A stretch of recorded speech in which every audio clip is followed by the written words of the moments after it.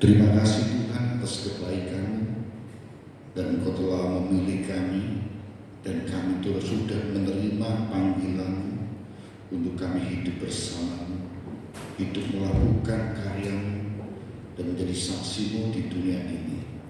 Biarlah keberadaan kami boleh mendatangkan suasana surga di bumi ini, sehingga kehidupan kami boleh berdampak untuk mencerminkan Kristus yang ada dalam diri kami, untuk dibaca oleh semua orang. Tuhan, kami rindu firman-Mu untuk boleh menyegarkan kami, menegur kami, dan menuntun langkah hidup kami. Berfirmanlah pada sore hari ini. Dalam segala kelemahan dan keterbatasan Hamba-Mu, kami mohon hikmat-Mu dan pengurapan-Mu untuk menyingkapkan rahasia kebenaran-Mu, sehingga kami boleh mengerti apa maksud Tuhan untuk kami, dan kami boleh menerima, mengerti untuk kami menjadi pelaku-pelaku kebenaran. Terima kasih, di dalam nama Tuhan Yesus kami bersyukur. Amin. Ya, shalom. Shalom. Puji Tuhan. Ya, haleluya. Saya melihat ada yang seger ya wajah ini ya. Lihat ini ada satu Bhinneka Tunggal Ika ya kan. Baju ada yang pakai baju batik, ada yang baju merah, dan ada yang putih. Tinggal kalau kita lihat 3 sekitar ya, Ci Andre, Ci Linda, kemudian Mila, nasional baju kebudayaan Indonesia dan dengan keberanian merah dan putih, ya kan? Tinggal ditarik atas, ya, dengan baju budaya Indonesia batik ya, dan merah putih bendera kita. Puji Tuhan. Nah, saudara yang dikasih Tuhan Yesus Kristus, kita akan belajar satu firman Tuhan yang saya beri tema petunjuk Tuhan. Nah, ketika kita melihat dalam arti petunjuk Tuhan, maka kita akan dalam satu teks firman Tuhan, saya buka dalam Ibrani pasal 11 ayat yang ke-7. Firman berkatakan, karena iman maka Nuh dengan petunjuk Allah tentang sesuatu yang belum kelihatan, dengan taat mempersiapkan bahtera untuk menyelamatkan keluarganya, dan karena iman ia menghukum dunia, dan ia ditentukan untuk menerima kebenaran sesuai dengan iman. Ayat ini selalu berbicara dan tidak akan terlepas dengan apa itu definisi daripada iman. Dan di dalam kehidupan kita, harta yang terbesar ya, sebagai orang-orang percaya pengikut Kristus, harta yang terbesar dan perlu kita wariskan kepada generasi demi generasi adalah tentang iman. Warisan yang kita dapatkan, harta benda semuanya itu adalah sangat-sangat kita butuhkan di dunia ini. Tetapi tanpa memiliki dasar iman yang kokoh, justru harta apa yang fana di dunia ini justru akan membawa kita kepada kebinasaan. Minggu yang lalu Ibu Novi berkhotbah tentang bagaimana kita ini menjalani hidup. Paling kuat 70-80 tahun. Kita akan menikmati di dunia ini. Ya, kita menikmati semuanya. Dari pergumulan Ibu Novi yang akan dikatakan, mengapa ada orang-orang yang berdosa tapi hidupnya enak. Saudara, mereka akan menikmati sampai usia 70-80 tahun. Tapi sesudah itu, dia akan mengalami penderitaan yang luar biasa untuk selama-lamanya. Tetapi kita yang hidup di dalam iman, mungkin selama 70 tahun di dunia ini yang sementara, kita mengalami bangkit dan turun. Tetapi penyertaan Tuhan dan penghiburan Tuhan tidak akan lepas daripada kita. Janji firman katakan bahwa kita walaupun tidak akan sampai tergeletak. Walaupun kita mengalami kesusahan dan penderitaan, Roh Kudus memberikan penghiburan untuk kita. Walaupun kita mengalami situasi kondisi yang sulit, Tuhan selalu beserta dengan kita, dan setiap persoalan demi persoalan ada dalam diri kita. Tuhan katakan pencobaan yang paling tidak melebihi kemampuanmu, kekuatanmu. Dan Allah itu setia. Ketika kita mengalami kesusahan dan beban berat, Tuhan Yesus kata, marilah kepadaku yang letih lesu dan beban berat, datanglah kepadaku. Firman Tuhan penuh dengan janji-janji Tuhan. Persoalan utama adalah tinggal kita itu mengimani, meyakini janji Tuhan atau tidak. Sehingga penulis Ibrani mengatakan tentang iman, khusus dalam pasal 11 itu tentang iman. Iman itu apa? Dasar dari segala apa yang belum kita lihat dan bukti apa yang kita harapkan. Artinya ketika kita membaca ayat 2 dan seterusnya, itu dikatakan tentang iman, definisi iman. Dan karena iman sampai kepada turun-temurun sampai nenek moyang semuanya diturunkan di generasi ke generasi. Artinya apa? Warisan yang sesungguhnya dan warisan yang terindah untuk kita wariskan kepada generasi-generasi kita berikutnya adalah iman. Karena ketika kita memiliki iman, maka kita akan mendapatkan sesuatu. Apapun yang Tuhan percayakan kepada kita tidak akan membawa kita kepada kebinasaan. Apapun yang kita terima, mungkin warisan bertriliunan, tidak akan sampai membuat kita ini buta hati kita. Apapun yang kita dapatkan, yang mungkin kita percayakan, Tuhan percayakan kepada kita, tidak akan sampai menawar kita. Karena ketika kita memiliki iman sebagai dasar kita, iman sebagai bukti pengharapan kita, maka itu akan kita bawa sampai pada kekekalan. Dan dari generasi ke generasi, bukan saja kita yang diberkati Tuhan, yang dipelihara Tuhan, tapi seterusnya iman mewariskan pada generasi ke generasi. Nah, saudara yang dikasih Tuhan Yesus Kristus, oleh karena itulah mari kita belajar tentang iman itu. Sampai pada satu hal yang ingin kita pelajari pada sore hari ini tentang iman daripada Nuh. Kita tahu siapa Nuh, ya kan? Nuh itu adalah seorang nabi yang hidup di dalam situasi kondisi dia tidak tahu apa-apa, membangun bahtera, suruh Tuhan membangun bahtera. Nah, firman Tuhan katakan, karena iman maka Nuh dengan petunjuk Allah tentang sesuatu yang belum kelihatan, itulah iman, belum kelihatan, dengan taat mempersiapkan bahtera untuk menyelamatkan keluarganya. Diperintah oleh Tuhan untuk membangun bahtera. Itu sesuatu yang apa ya?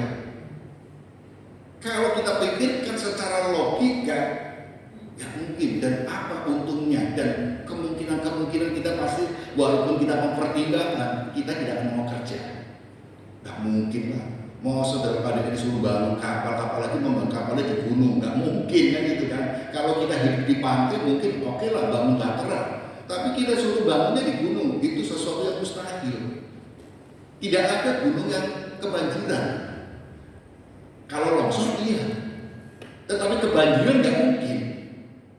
Kalau di sungai kebanjiran iya, di dataran rendah kebanjiran iya, tapi di dataran tinggi kemungkinan kecil untuk banjir. Tanah longsor, tanah gerak mungkin iya. Tetapi Tuhan perintahkan Nuh untuk membangun bahtera di gunung. Sesuatu yang tidak masuk akal dan sesuatu yang tidak mungkin kalau kita berbicara logika dan rasionalitas kita. Tetapi karena iman, walaupun belum kelihatan apa yang terjadi di depan, Nuh taat. Nah saudara, ketaatanmu kita bisa lihat. Nuh sungguh luar biasa. Nuh percaya firman Tuhan yang belum kelihatan. Walaupun dia belum melihat, tapi dia percaya apa yang dituliskan, apa yang diberikan Tuhan. Sobat-saudara, kita saat ini mungkin lebih indah karena kita punya janji Tuhan di firman Tuhan. Zaman dulu Nuh hanya mendapatkan sesuatu secara verbal, saudara, secara perintah, dan itu kadang-kadang kita tidak berpikir apakah itu benar. Maka suatu ketika saya berjumpa dengan seorang teman, ketika dia harus banyak berdoa, kemudian saya seringkali ngobrol-ngobrol, kemudian saya katakan kepada dia, ketika engkau berdoa, kenapa engkau tidak ada hal yang kebetulan kamu disuruh berdoa di tempat di bukit doa, untuk berdiam diri, untuk berdoa. Karena apa? Mungkin dengan kamu banyak hal malam kegiatan-kegiatan, aktivitas, suara-suara itu bising di sekitar kita, sehingga kita tidak bisa menangkap apa sih suara apa aja, karena terlalu banyak suara dan kebisingan, kita tidak menangkap suara kecil. Tetapi ketika kita di dalam kesunyian, suara kecil apapun, sekecil apapun, kita bisa dengar peka, karena tidak ada kebisingan. Tuhan kadang suaranya karena kita masih menggunakan cara logika kita, berpikir kita, dan kita masih berpikir melakukan segala sesuatu. Tuhan berbicara kepada kita, dan Tuhan selalu dengan firman-Nya menegur kita. Tapi karena kita masih repot, sibuk, dan kita tidak terlalu membutuhkan, kita tidak ada dengaran dan kita tidak memiliki kepekaan. Tapi ketika Tuhan bawa kita di dalam kesunyian, Tuhan bawa kita di dalam keteduhan hati dan pikiran untuk melekat pada Tuhan. Kita bisa mendengar suara sekecil pun, uang receh jatuh pun kedengaran, gitu kan, suara uang receh. Tapi kalau lagi suara kencang, berisik, uang 100.000 melayang-layang pun enggak kedengaran, gitu kan. Tapi uang ketika kita tenang, tring, dengar, tetesan air pun tidak bisa mendengar. Tapi dalam kebisingan, suara mungkin klakson, kita tidak dengar ini dari mana, panggilan siapa kita tidak tahu. Tuhan kadang-kadang memanggil kita dan memberikan perintah kepada kita. Tetapi karena kebisingan, kesibukan kita, tidak konsentrasi kita, maka kita tidak bisa mendengar. Ketika dia menyendiri, Tuhan berbicara untuk membangun bait suci. Walaupun perintah itu tidak kelihatan, tetapi dia harus melakukannya. Kata-kata melawan rasionalitas. Memang ketika kita berbicara iman, maka kadang-kadang iman itu tidak bisa dipikirkan dan tidak diterima secara akal, rasional. Tetapi kita harus kembalikan ketika kita berhadapan dengan iman. Seperti itu ketika disuruh membangun bahtera, bangun di atas gunung, secara rasionalitas tidak mungkin, tidak bisa. Tidak mungkin gunung itu kebanjiran, tidak mungkin. Tetapi karena iman, rasionalitas, logika yang secara akal sebagai tuannya disingkirkan semuanya demi ketaatan untuk melakukan apa petunjuk Tuhan, apa perintah Tuhan, saudara. Inilah luar biasanya Nuh. Dia melakukan apa yang diperintahkan Tuhan, walaupun tidak masuk akal, tapi dia lakukan karena apa? Iman melampaui akal pikiran. Kalau kita punya akal dan didahulukan, memang kadang-kadang kolaborasi, saudara, antara pengetahuan dan iman. Iman itu akan menuntut untuk kita melakukan apapun, sehingga kita mendapatkan suatu pengetahuan yang baru. Itu karena iman. Tetapi kalau kita tidak tahu, kita memang nggak tahu, kita tidak bisa melihat apa-apa. So, ketika kemarin saya berbincang-bincang ketika acara penyelaman rohani pasca gembala di Fasa, saya berbincang-bincang dengan seorang dokter. Saya bersyukur banyak belajar dari dokter-dokter. Berapa tahun saya bergumul dengan mereka, bergaul dengan mereka, ngobrol-ngobrol dan banyak belajar dari mereka, dari dokter-dokter, baik itu dokter umum dan dokter spesialis. Banyak ilmu pengetahuan yang saya dapatkan dari beliau, dan itu biasanya diterapkan dalam pengetahuan dalam pelayanan kita. Suatu ketika, ya kan, saya berbicara dalam kesaksian, bagaimana hasil pelayanan ini sekarang ini. Saya cerita, ya banyak belajar saya dari saya mengelola poliklinik, bergaul dengan dokter-dokter, saya ini mendapat suatu pelajaran. Apa sih pengalaman? Kemudian saya cerita, mungkin saya pernah ngajak itu suatu ketika ngajak sabar ke daerah Kedondong sana.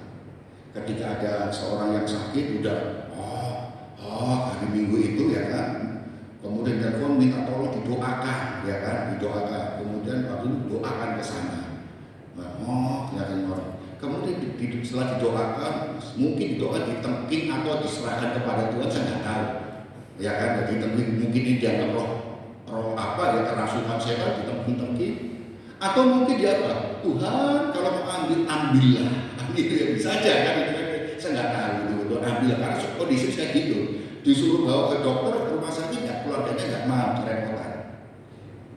Sekitar jam 1 kurang saya merasakan rasa gelisah kayak di sini. Padahal saya sudah nyuruh untuk ke sana. Akhirnya saya ke sana. Saya ingat ini diantar ke sahabat. Ayo antar sana ke sana. Ketika saya melihat, kenapa nggak dibawa ke rumah sakit? Repot nggak repot ini, nggak ada orang yang nganter ini. Lah punya anak punya cucu, kenapa nggak dibawa? Terus muter-muter. Akhirnya saya perhatikan.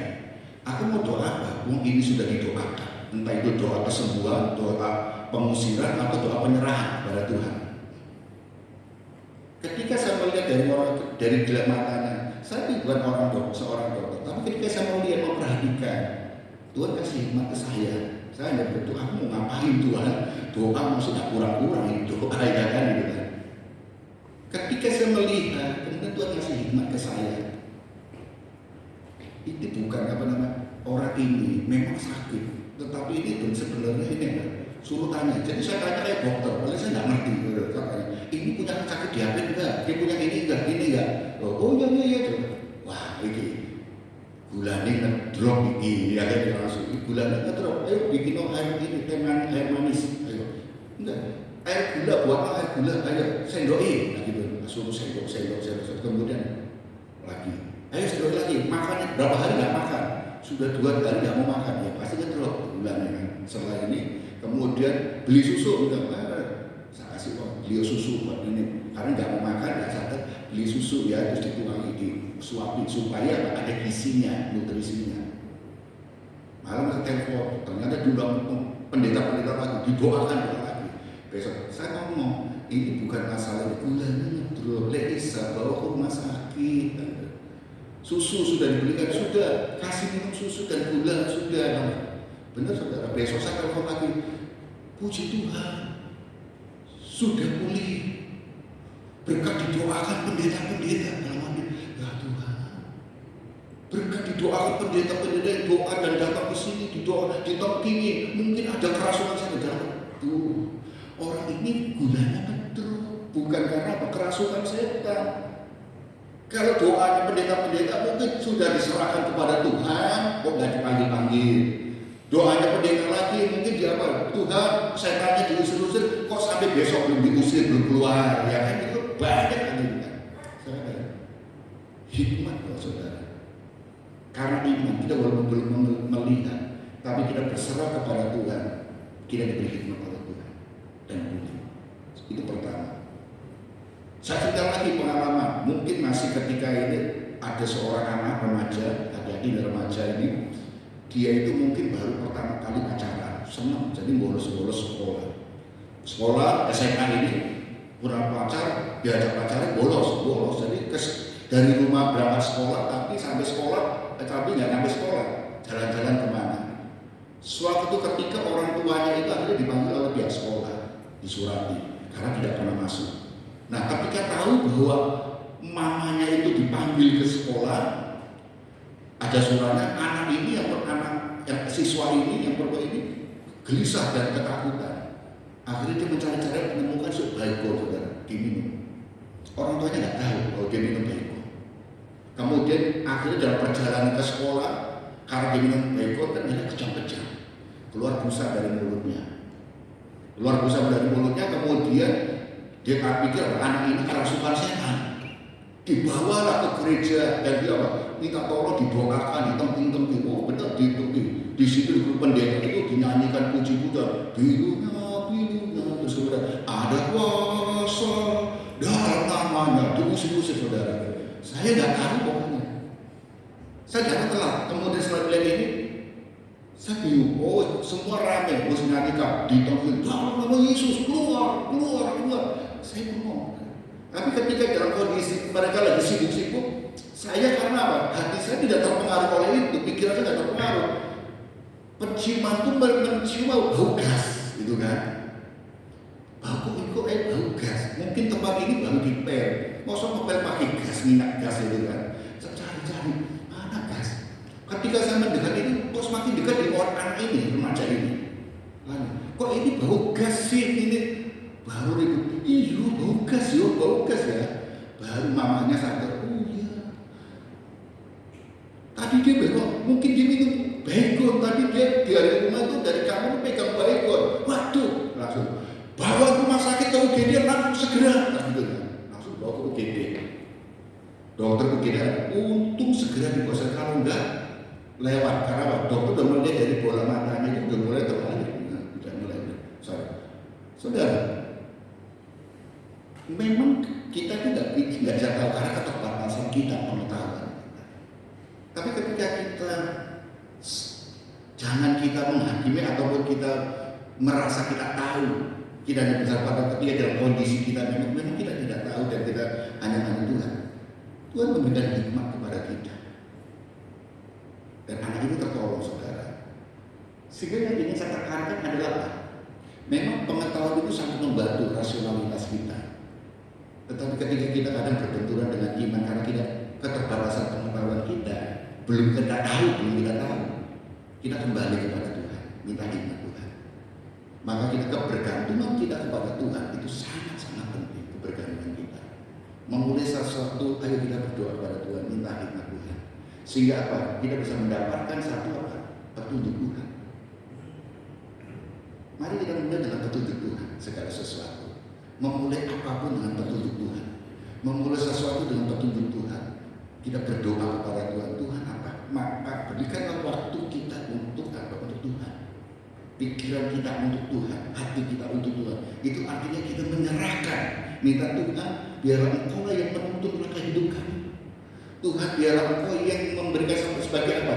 Yang mengarahkan kami. Ketika hati, pikiran, dan waktu kita berserah kepada Tuhan, maka yang terjadi apa? Percaya dapat pasti dapat, gitu kan? Karena apa? Bukan percaya dapat aku mendapat, aku percaya kepada kehendak Tuhan lah yang jadi, maka aku dapat. Karena kita tahu hatiku melekat kepada Tuhan, pikiranku melekat kepada Tuhan, waktuku melekat kepada Tuhan, maka aku bisa menangkap maksud Tuhan, petunjuk Tuhan itu. Maka ketika kita bisa menangkap petunjuk Tuhan, maka aku akan mendapatkan yang dari Tuhan itu kehendak Tuhan. Itu artinya saudara, bukan percaya dapat pasti dapat, aku percaya aku mendapatkan itu terlalu mendapat, tapi kita karena hati, pikiran, dan waktu kita ini untuk Tuhan, maka kita menurut petunjuk Tuhan. Dan petunjuk Tuhan itu apa sih? Wahyu, saudara. Kalau kita lihat, menandakan wahyu ilahi bukan opini manusia. Seringkali kita hanya berdasarkan opini. Masyarakat berbicara apa? Ayo, kadang-kadang bagus opini itu akan membantu kita di dalam kita mengambil keputusan. Tetapi kembali kepada apa? Kehendak Tuhan itu apa? Tujuan ini, petunjuk Tuhan itu apa? Oleh karena itu seringkali kita bisa berbeda. Paling susah kadang-kadang kita ketika kita mengambil keputusan. Ketika semua orang mengatakan demikian A, B, C, D segala macam, tetapi kita harus memilih. Dan ketika kita memilih dan memutuskan, itu kadang-kadang tidak sesuai dengan keinginan semua. Tetapi ketika kita berdasarkan petunjuk Tuhan, wahyu Allah, kita gumuli, kita doakan. Saat ini tidak kelihatan hasilnya. Saat ini mungkin dampaknya kurang bagus. Tetapi pada akhirnya waktunya Tuhan tiba, itu akan mendatangkan kebaikan dan kebesaran dan hasil yang luar biasa. Amin. Maka kita bersama-sama, kadang-kadang kita harus ayo kita penundukan diri kita kepada otoritas itu penting. Beberapa hari yang lalu saya berbincang dengan seseorang, berbincang tentang suatu gereja. Ada suatu gereja yang mau tutup. Yang tutup itu bukan berarti yang menutup itu warga, bukan. Tetapi jemaahnya sendiri yang menutup ibadah itu. Jadi ketika saya diajak bicara, gereja ini minggu ini mau ibadah terakhir. Lah terakhirnya apa? Tapi biasanya ibadah terakhir itu diresolusi, itu biasanya kan. Enggak, jemaahnya yang menginginkan ibadah gereja itu tutup. Apakah semua gereja jemaahnya mau tutup? Enggak, ternyata ada sebagian yang tidak mau, yang itu kan. Tetapi mayoritas gereja ini adalah satu keluarga. Satu keluarga sehingga dia pengen apa? Karena tidak sesuai dengan gembala, maka semua ternyata terjadi kekecewaan dengan gembala itu ada, dan gembala itu dia pengen begini pengen diatur semuanya, dan gembala akhirnya jemaat ini memberi apa untuk gembalanya? Ibadahnya di mana? Ibadahnya di rumah gembala. Tanah gereja itu milik siapa? Milik gembalanya. Terus dia memberikan sumbangsi apa? Ya pokoknya beribadah. Terus persembahannya persepuluhan bagaimana? Ya untuk makan-makan bersama. Saya katakan, ketika saya diajak bincang-bincang, saya diminta untuk khotbah terakhir. Ya apa Pak? Saya katakan, khotbah tentang apa? Otoritas, taat pada, tunduk pada otoritas. Walaupun bagaimanapun gembala itu adalah manusia, ada keterbatasan, tapi dia punya apa? Otoritas dari Allah. Khotbahkan tentang otoritas itu. Kemudian khotbahkan juga tentang bagaimana gereja ini ke depan. Ayo pikul bersama-sama. Saudara, opini masyarakat dan jemaat ini bagus kami, saudara. Kemudian kalau memang mereka ternyata jemaat ini bukan jemaat yang memang mencintai gereja itu, dia berjemaat di gereja-gereja lain, saudara, di gereja suatu gereja. Jadi dia ke gereja itu hanya sekedar apa? Ya karena aku dulu pernah di sini, gitu aja. Dan aku bisa pelayanan di sini. Di gereja lain dia bisa pelayanan. Jadi dia bisa pelayanan di sini. Jadi dia hanya datang untuk pelayanan. Sekarang tunduklah pada otoritas. Kalau dia ingin ngatur-ngatur semuanya, maka biarkanlah. Saudara, akhirnya tinggal beberapa jemaat. Tanyakan jemaat itu mau beribadah atau tidak. Nah, ketika teman saya itu sedang khotbah tentang otoritas, yang terjadi adalah jemaat itu yang langsung memotong terus, saudara. Memotong tentang khotbahnya. Begini, dia merasa tersindir, ya kan? Gak bisa Pak, ini begini loh, ini begini loh. Jadi di dalam ibadah itu pengkhotbah lagi khotbah di mimbar itu apa di kursi itu jemaat itu langsung protes terus, protes. Penundukan tidak ada.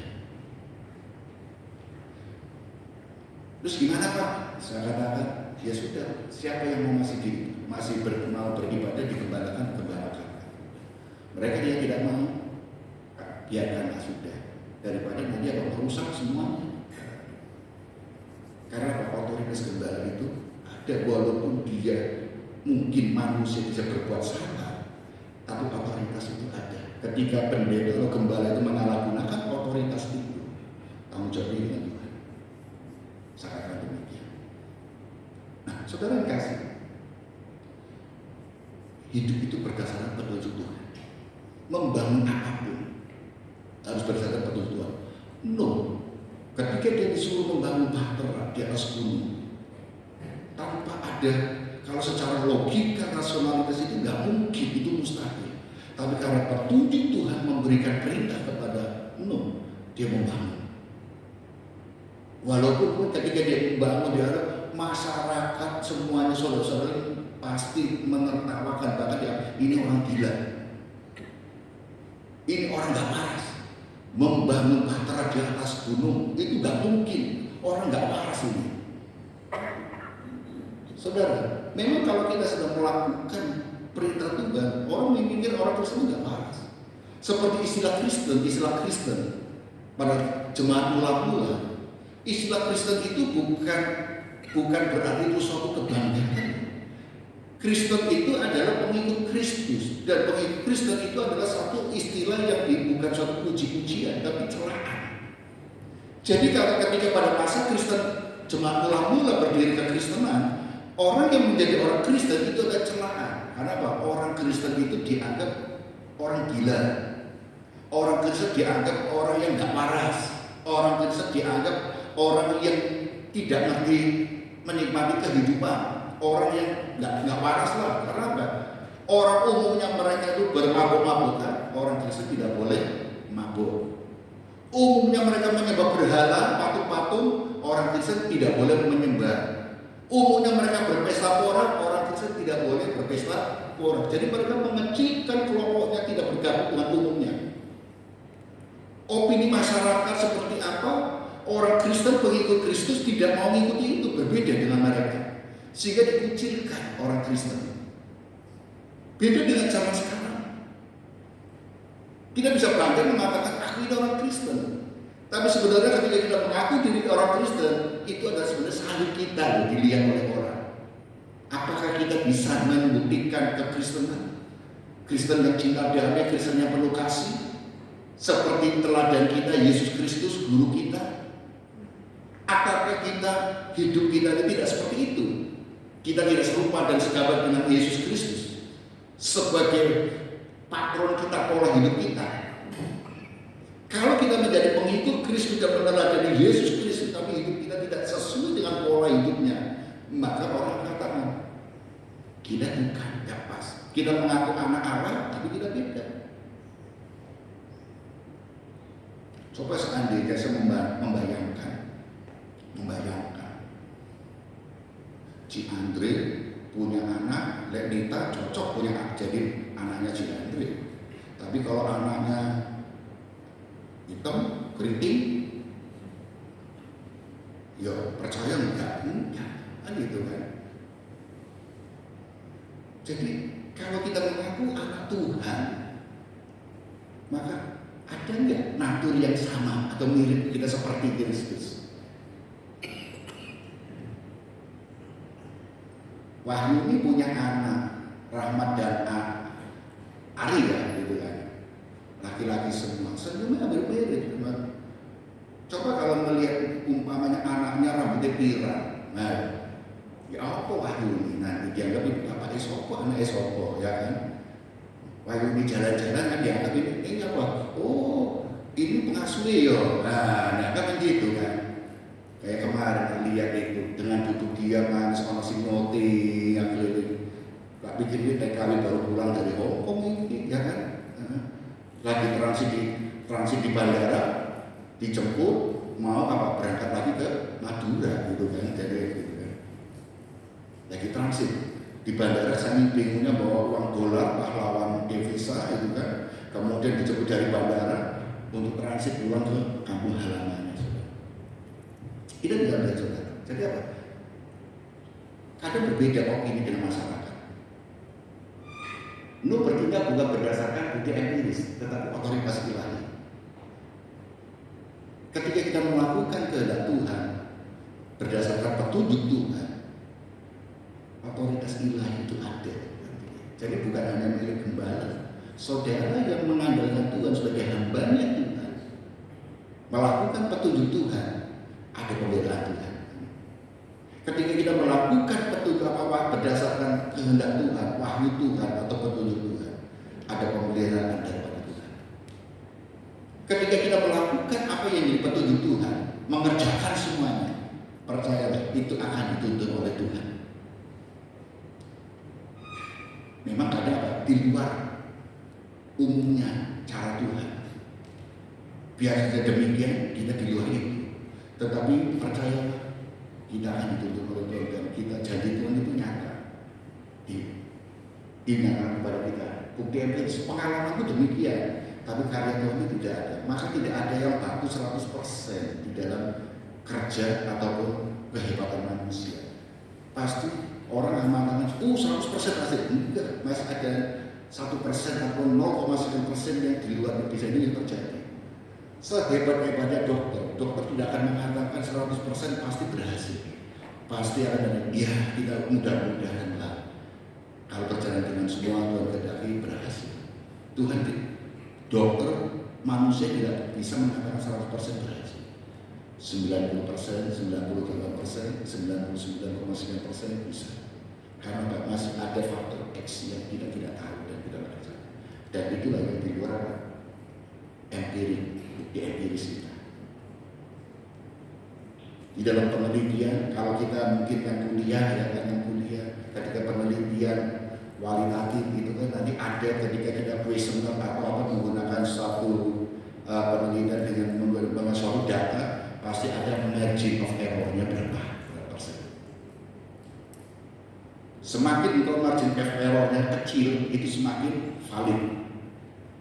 Tetapi orang kadang memperkirakan mungkin bisa 5%, kadang 7 ada. Tapi kalau orang-orang ini di bawah 2 itu sudah bagus. Di bawah 5 lah bagus. Semakin kita berkurang, ya margin of error berapa? Margin of error itu berapa? Satu yang menjadi satu ya ditoleransi lah, toleransi kesalahan itu toleransinya. Itu semakin bagus. Karena apa? Manusia tidak dengan keterbatasan tidak pernah berbuat salah. Pasti ada kesalahan. Seperti saya pernah saksikan, saudara, ketika doa malam atau doa pagi, saya sering lewat jalan Kembang Kuning, jalan Kembang Kuning, Pasar Kembang, ya kan, Kembang Kuning. Di jalan di Kembang, Pasar Kembang ada jembatan flyover itu.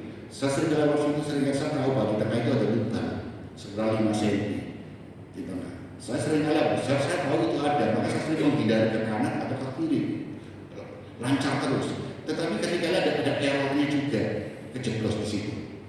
Padahal saya sudah hati-hati, tetapi masih juga kena itu. Sehebatnya manusia, sepintar manusia, kadang-kadang kita bisa jatuh. Karena apa? Lalai dan lupa, dan ada faktor-faktor yang lain. Maka jangan jadikan empirik itu, pengalaman itu menjadi sesuatu yang besar yang benar. Tetapi mari petunjuk Tuhanlah, wahyu itulah yang benar. Imanmu tidak pasif, tetapi menghasilkan tindakan. Banyak orang selalu beriman, menunggu, tetapi tidak mau bertindak. Banyak orang percaya kepada Tuhan, pertolongan Tuhan pasti terjadi, sehingga dia sebenarnya berdoa, tapi tidak pernah melakukan jawaban doa itu untuk berdoa, pasti tidak akan pernah menghasilkan hasil. Orang melabora, bekerja dan berdoa. Kita harus berdoa, tapi kita bertindak. Banyak orang Kristen itu lebih senang mencintai, menyenangi, berdoa, menangis, tetapi tidak peka jawaban doa itu untuk dilakukan. Karena melakukannya itu lebih berat ketimbang doa. Bahkan di dunia pendidikan itu demikian. Banyak mahasiswa lebih senang kuliah dan kuliah. Tapi ketika lulus bingung. Karena apa? Ketika lulus diperhadapkan dengan dunia nyata. Kamu harus membuktikan keilmuanmu, kamu harus bekerja. Nah, banyak orang-orang takut untuk bekerja. Karena apa? Ketika lulus dituntut orang tuanya, ayo kamu nggak boleh dapat minta uang saku lagi. Kamu harus kerja, cari kerja. Itu tuntut. Nah, lebih baik banyak apa? Aku lebih baik kuliah lagi, ngambil sekolah lagi. Karena ketika sekolah, uang di rumah masih dapat ini kan. Pernah ada mahasiswa teologi demikian, dia sekolah, sudah lulus, kemudian apa? Dipraktikkan, balik pengen sekolah lagi. Saya katakan, loh kamu kok pengen sekolah, orang sekolah pengen lulus, pengen melayani segera, kamu kok balik pengen sekolah lagi. Jadi sekolah ini apa sistemnya 3 tahun, kelas 1, kelas 2, kelas 3. Dia udah lulus kelas 3, balik lagi, pengen kelas 1 lagi, kelas 1, 2, 3. Tinggal di asrama lagi sekarang. Kamu udah lulus, harusnya kamu mulai pelayanan sana. Balik, aku mau sekolah lagi. Sekolah di mana? Kalau melanjutkan pendidikan yang lebih tinggi gak apa-apa. Mulai lagi dari ini kelas 1. Ternyata apa? Dia tidak berani untuk menghadapi tantangan untuk mempraktekkan apa yang didapatkan. Dia lebih senang apa? Sekolah, tidak ada tantangan, belajar dan belajar. Belajar kan itu kalau salah ya tidak ada masalah. Tapi kalau kita sudah praktek dunia nyata, tuntutannya lebih besar. Tidak mau, saudara. Maka kalau kita berdasarkan petunjuk Tuhan, memang tantangannya besar, cemoohan dari masyarakat itu ada. Tuntutan dan kita harus mengupgrade pengetahuan kita terus menerus. Tetapi satu hal, ketika kita melakukan petunjuk Tuhan, kita akan mendapatkan sesuatu hikmat Tuhan itu menyertai kita.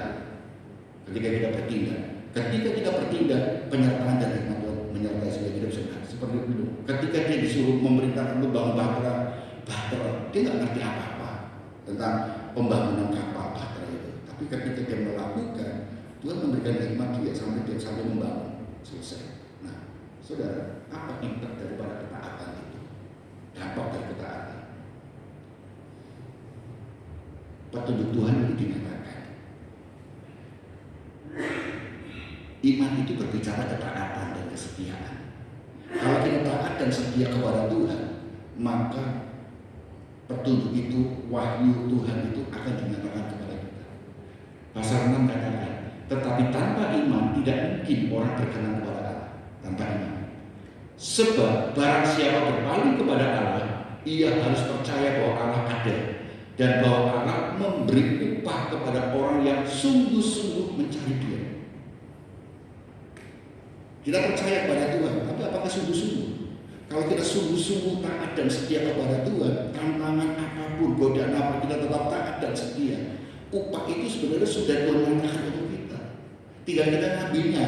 Ada badai, kita mundur lagi. Ada badai, kita mundur. Tapi kalau kita tetap maju, upah itu ada. Karena apa janji Tuhan? Kalau engkau berusaha, maka engkau akan mendapatkan. Apa yang engkau tabur, engkau akan menuai. Itu janji Tuhan. Tinggal kita ini apa? Kuat nggak menghadapi badai itu, tantangan itu. Kalau kita mundur, seperti kita berenang. Kalau kita berenang, mau ngambil bola harusnya deras, tapi kita nggak kuat untuk malah mundur, kita tidak dapat sampai ke situ. Maka kita harus berlatih untuk mendapat sampai kita maju melawan arus itu. Ketika kita berlatih melawan arus, maka kita kuat, terlatih, dan kita akan sampai kita mendapatkan apa yang dijanjikan itu. Tapi kalau kita sudah menyerah, ketika di goncangan, badai atau gelombang, kita mundur lagi, maju lagi, karena gelombang ini mundur lagi, kita tidak akan sampai ke situ, tidak akan sampai. Saya tidak bisa berenang, saudara. Tapi saya ingat ketika saya dulu suka apa di kampung itu mandi kalau sungai itu banjir. Saya itu mandi di sungai terjun dari jembatan, saudara. tapi saya nggak bisa berenang. Tapi caranya bagaimana? Saya mau hitung dari ujung jembatan itu saya lempar pelepah pisang, batang pisang gitu kan. Lalu saya terjun itu supaya bagaimana saya bisa menjangkau batang pisang itu. Saya hitung kira-kira. Jadi saya terjun dari jembatan itu seberang sana saya ini akan saya hadirkan batang pisang dari yang sebelah sini, saya dari atas terjun. Jadi apa? Karena terjunnya nggak mungkin langsung dapat batang. Saya coba tenggelam dulu baru muncul, baru tangannya gini. Nah, dalam perhitungan saya cocok terus ya. Saya kadang-kadang kalau saya itu telan berapa ini, saya nggak dapat, kelelap saya langsung panik gitu kan. Tapi pada waktu itu saya nggak takut mati gitu kan. Tapi sekarang saya takut gitu ya, karena nggak ada sungai juga. Kasihan istriku nanti, ngajak berenang lah, saya tidak mau berenang gitu. Kemarin saya kontrol ke dokter katakan, kamu olahraganya apa? Berenang Pak enak. Oh saya nggak bisa berenang. Terus olahraganya apa? Olahraga saya itu jalan apa? Ya besuk rumah sakit itu olahraga saya. Itu namanya bukan olahraga Pak. Ya saya itu olahraganya apa Pak? Berenang. Bagus Pak berenang itu loh Pak. Iya saya nggak bisa berenang tak gitu. Jangan tepuk tangan kalau nggak bisa berenang. Ya saudara kita para kelima saudara. Nah, ketika kita menerima petunjuk Tuhan maka apa? Kita menerima wahyu Tuhan. Hikmat Tuhan. Itu ketika Nuh menerima petunjuk Tuhan, membangun bahtera yang besar. Membangun bahtera itu pasti ada hitung-hitungannya, saudara. Nggak mungkin langsung takut-takut besar depan belakang kecil, nggak mungkin. Pasti ada patronnya. Dan itu ada hikmat Tuhan untuk membangun bahtera yang besar. Bagaimana keluarga dapat masuk, binatang-binatang pada masuk semuanya supaya tidak bocor. Pasti dengan hikmat Tuhan. Tuhan yang memperhitungkan semuanya dikerjakan. Karena Nuh itu bukan ahli bangunan membuat kapal. Tapi dengan hikmat Tuhan ketika dia menurut ikuti petunjuk Tuhan, rahasia-rahasia Tuhan, hikmat Tuhan yang kita tidak tahu, Tuhan akan singkatkan kepada kita. Kepada Nuh juga disingkatkan. Inilah yang jadi pembelajaran kita. Kita memang tidak tahu apa-apa karena manusia terbatas. Tapi kalau kita mengikuti petunjuk Tuhan, Tuhan akan memberikan satu petunjuk untuk kita. Yang kadang-kadang kita nggak tahu, kok iso ya begini, aku bisa lakukan. Padahal aku nggak menguasai ini. Aku bisa ya, aku begini ya. Kadang-kadang kita heran sendiri, kenapa aku bisa? Kenapa aku bisa? Karena itulah petunjuk Tuhan, hikmat Tuhan menyertai kita sehingga kita bisa melakukannya. Orang yang takut Tuhan, orang yang mengandalkan Tuhan, orang yang bersandar pada petunjuk Tuhan, hidupnya dipelihara oleh Tuhan. Amin. Tuhan memberikan kepandaian untuk anak-anaknya kalau kita mengandalkan Tuhan. Tapi kalau kita mengandalkan kekuatan kita, itu sudah ada batasnya. Maka kita perlu petunjuk Tuhan. Yang kedua, saudara, dapat daripada ketaatan daripada penyelamatan keluarga. Tadi saya katakan di awal, warisan yang sejati, warisan yang sesungguhnya dan yang berharga luar biasa adalah apa? Iman. Engkau bisa mewariskan harta, tapi pada waktunya akan habis. Engkau bisa mewariskan uang triliunan, akan habis. Engkau bisa mewariskan rumah yang banyak, akan habis juga kalau kamu tidak mengelola dengan baik. Tapi ketika engkau mewariskan iman, maka iman akan menjadi dasarmu dan menjadi satu bukti pengharapanmu. Maka itu akan kita bawa dan kita turunkan anak-anak kita bukan hanya bisa untuk menghabiskan uang, tapi dia bisa mengelola keuangan itu, mengelola harta itu, dan mereka menjadi sinar-sinar terang-terang di sekitar masyarakat, dan taburan-taburan yang dilakukan itu akan dituai, penuhan-penuhan itu dinikmati suatu saat nanti. Karena iman itu yang akan membawa dia. Kesusahan kita 70 tahun umur manusia di dunia ini hanya sebentar 70 tahun, seterusnya akan ada suka-sukaan, sukacita. Jadi apa saudara? Lebih baik kita wariskan iman, karena iman itu yang akan bawa kepada kekekalan. Ketika kita diwariskan iman, iman itu akan menjadi fondasi kita bisa bersyukur luar biasa. Walaupun hidup kita menikmati dengan keterbatasan, tapi kita bisa bersyukur kepada Tuhan. Maka ada sukacita, makan apapun enak. Rumah tangga akan menjadi rumah tangga yang indah, rumah tangga yang diberkati Tuhan, rumah tangga yang harmonis. Tetapi kalau kita hanya mewariskan uang ataupun harta, rumah tangga itu bisa menjadi rumah tangga yang menjadi neraka. Suasana surga tidak turun di rumah tangga itu.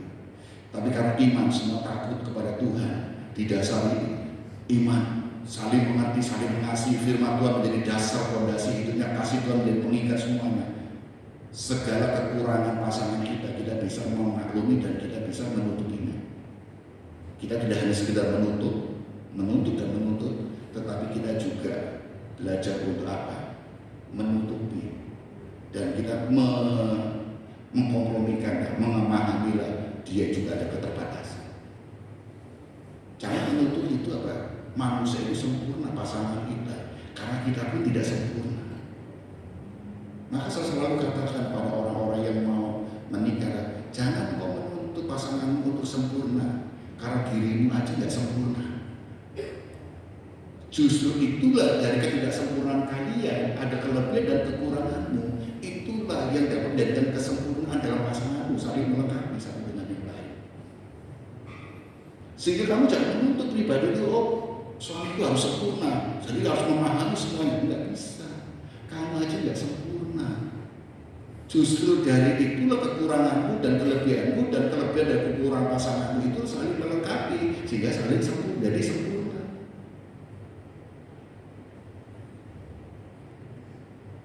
Penerapan keluarga ayat 9 kan? Karena iman Abraham dia di tanah yang dijanjikan itu seolah-olah di suatu tanah asing, dan di situ ia tinggal di kemah dengan Ishak dan Yakub yang turut menjadi ahli waris janji yang satu ini.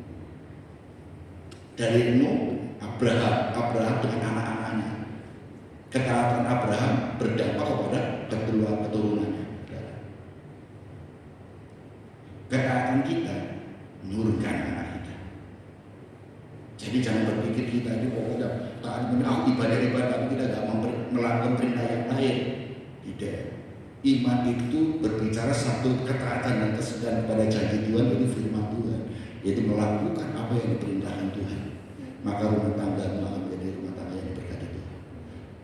Jangan sampai kita beribadah, tetapi hidup kita tidak mencerminkan ibadah itu sesungguhnya, sehingga itu tidak menjadi berkat untuk anak-anak kita dan keluarga kita, maka tidak akan pernah menjadi berkat.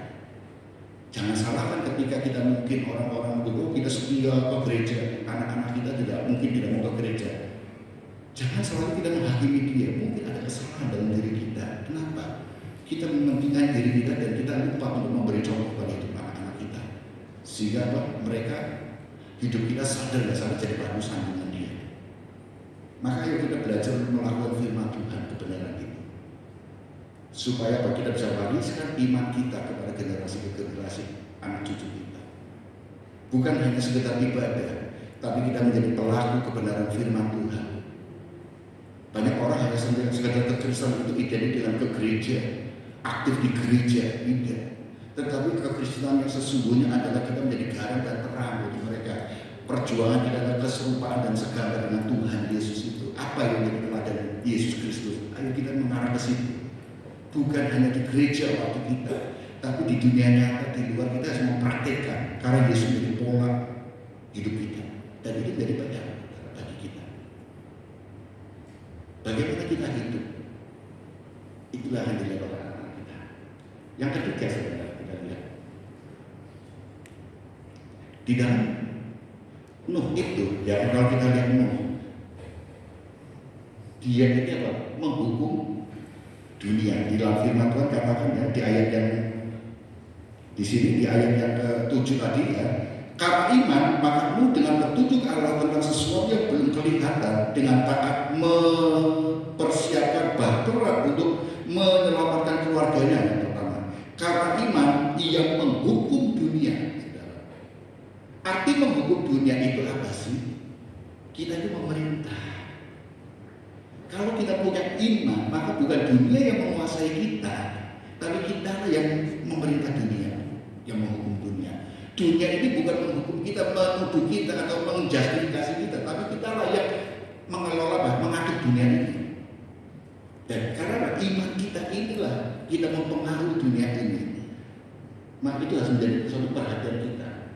Dunia ini di dalam 11 ayat 38 sampai 40 dikatakan demikian. Dunia ini tidak layak bagi mereka. Dunia ini mereka mengembara di padang gurun dan di pegunungan dalam gua-gua dan celah-celah gunung, dan mereka semua tidak memperoleh apa yang dijanjikan itu. Sekalipun iman mereka telah memberikan kepada mereka suatu kesaksian yang baik, sebab Allah telah menyediakan sesuatu yang lebih baik bagi kita. Tanpa kita, mereka tidak dapat sampai kepada kesempurnaan. Dunia, tetapi tanpa kita tidak ada kesempurnaan. Karena kita ini yang mempengaruhi dunia ini. Maka kita sebagai orang Kristen ini patut berbangga.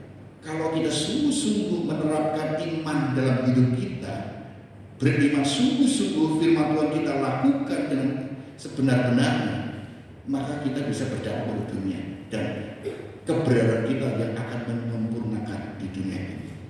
Di dalam pasal-pasal itu sempurna dalam diri kita.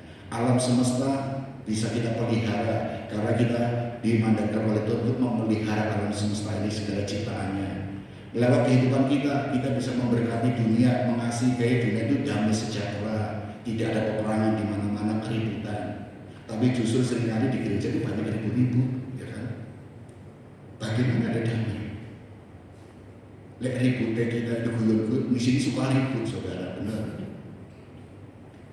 Suka ribut, karena ketika saya ngobrol dengan Bu Agus itu kan, iya itu kadang-kadang kono depan rame, ya kan? Bu Agus itu kan sebelah gitu kan, tapi yang rame ini guyon-guyon, aku ya dengerin ya seneng gitu kan. Bu Agus itu kan ke sebelah itu kan, iya, apalagi kan Pagem ketawa sampai kedengaran terus, wah aku malu saudara.